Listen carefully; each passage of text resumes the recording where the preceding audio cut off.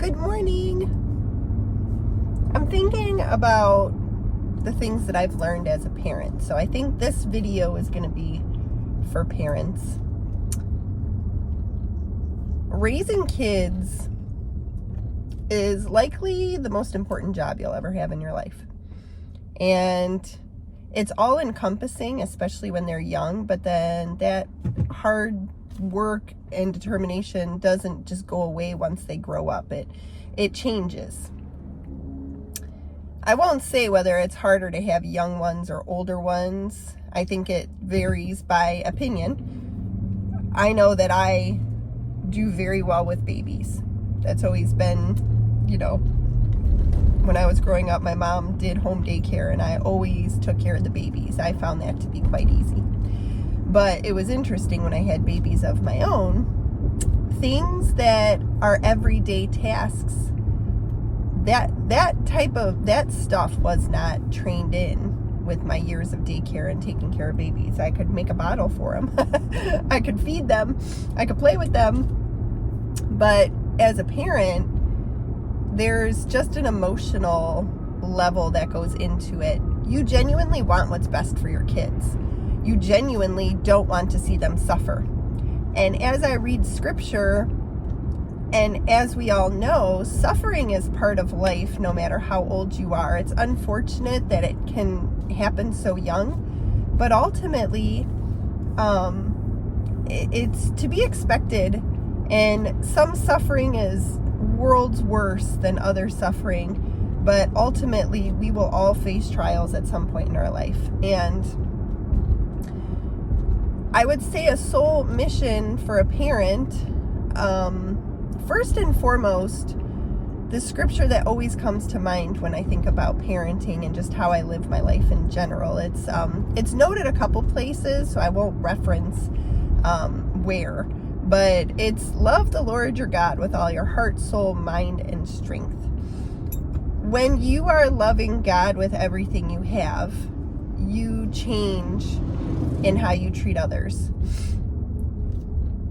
With that said, though, like I said, I like to fix my kids' problems. I like to fix everybody's problems.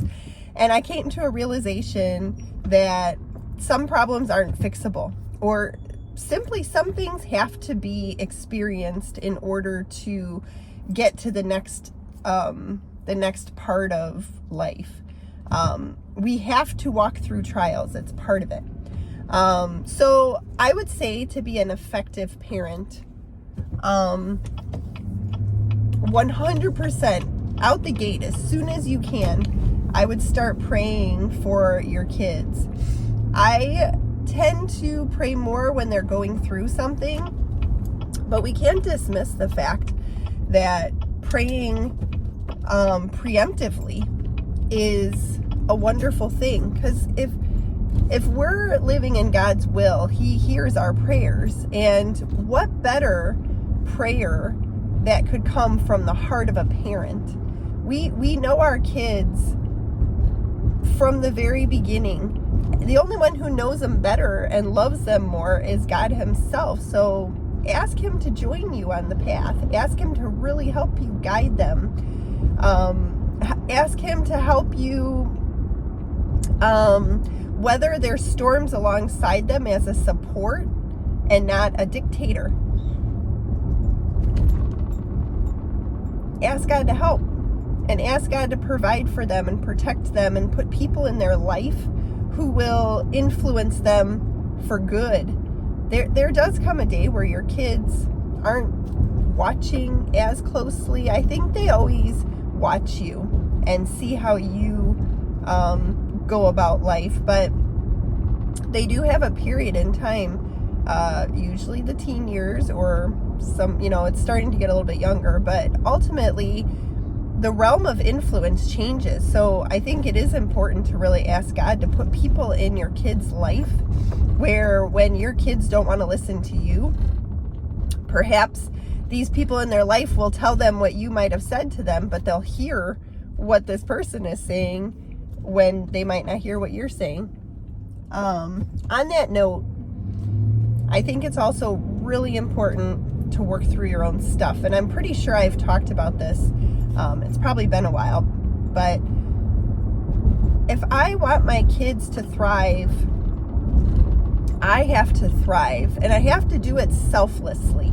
If I'm going after all the things that make me happy, that's not exactly modeling self-care for my kids, so to speak. Self-care to me is the basic needs are getting met. With that, enough sleep, enough to drink, enough food. Learning how to rest is so important, and God gives us that command. Take one day a week to just rest. So those things are healthy, and they are beneficial for you to get into the habit of doing, and the kids see that, and then they kind of follow suit, especially if they're younger. They're in your home. You have certain rhythms every single day, whether it's good habits or bad habits. You have things that you do every single day, and guess who's watching and learning? And then they either will grow up and they'll become just like you, or they'll grow up and try to be different. But either way, those deeply rooted rhythms that you've put into their life just by living your own life, those things turn into habits. And those things are, I've told my kids countless times, bad habits, the longer they go on, the harder they are to break. So it's, of course, wise not to start bad habits, but it's not super realistic. But either way, once you realize that something you're doing might fall into the guide of bad habit, it's a good time to start trying to break the bad habit.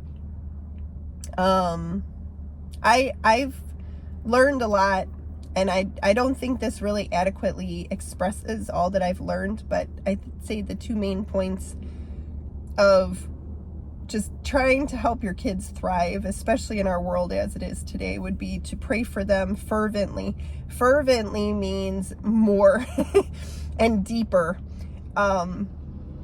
Just lay your heart out for God. He hears you. He knows your heart. He already knows what you're going to say.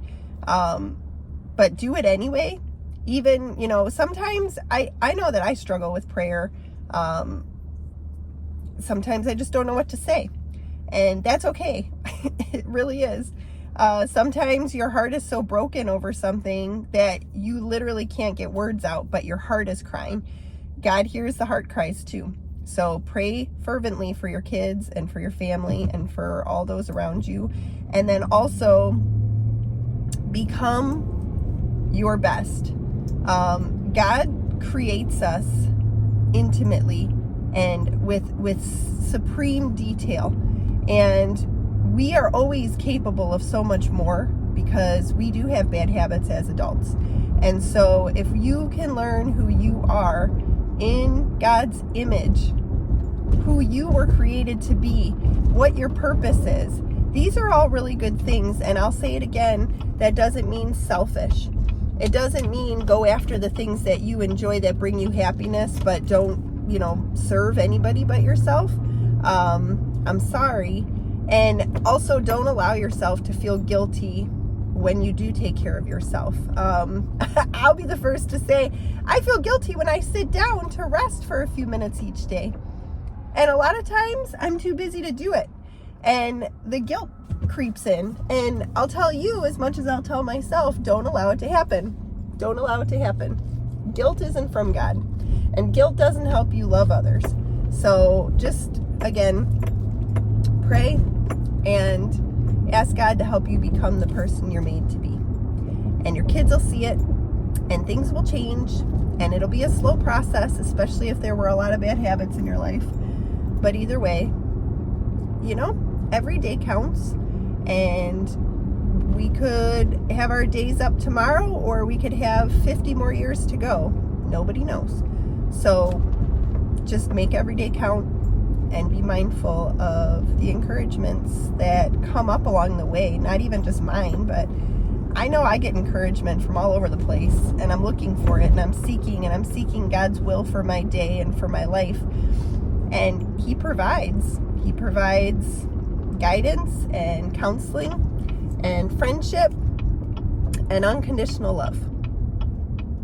And he provides protection for my family too, because I cannot do that on my own. Have a great day.